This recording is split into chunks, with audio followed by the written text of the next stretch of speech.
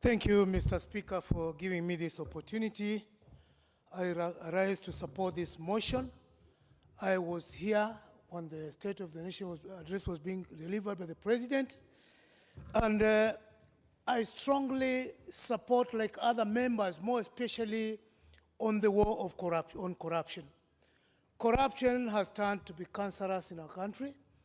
Quite a number of opportunities are getting lost because of corruption. And indeed, if there is any member who will translate it to read otherwise, I believe he is not reading from the same script. It is actually our obligation for all of us to ensure that we support what the President is trying to do for this nation. All said and done, there are two key issues which I really wanted to hear from that address, Mr. Speaker, that I didn't hear. One is the issue of land.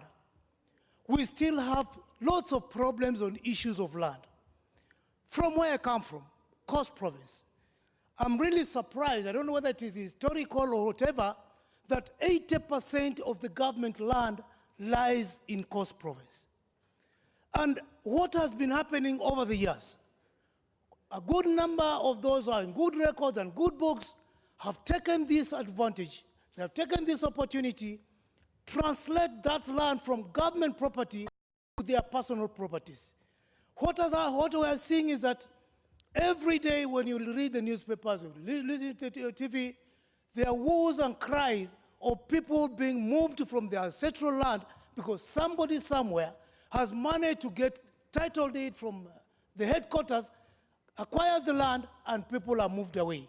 I think this is not a problem that is affecting Coast only. It's actually a problem which I've had in some other parts of this country, and I expected the President to mention something about this. We need a lasting solution to this problem because there is quite a number of people who have today been displaced from where they are, and there is quarters in their own land, and it's an issue that needs to be addressed. The other issue, Mr. Speaker, that I also wanted to hear, it is the responsibility of the government to open up opportunities, more especially to make the economy grow, and also job opportunities for the youth. You and me are aware, sometimes, I can't remember the date, but last year, I think in October, there was a big conference here in Nairobi, which brought together the entire world on the issue of the blue economy. I think the blue economy is a new opportunity that Kenya needs to take advantage of and make sure that we open up this place so that people or youth can get jobs and also to boost our economy. This concept has not been exploited for a number of years.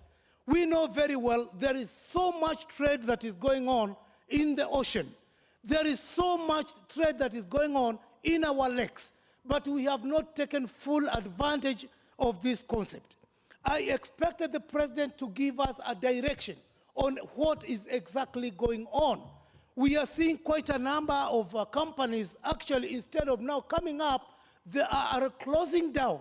We have invested so heavily on issues like the standard gauge railway. We have invested heavily on the road networks. We are hearing that there are some more other networks which are being opened. But here is an opportunity that is going to make Kenya take a position on the world map.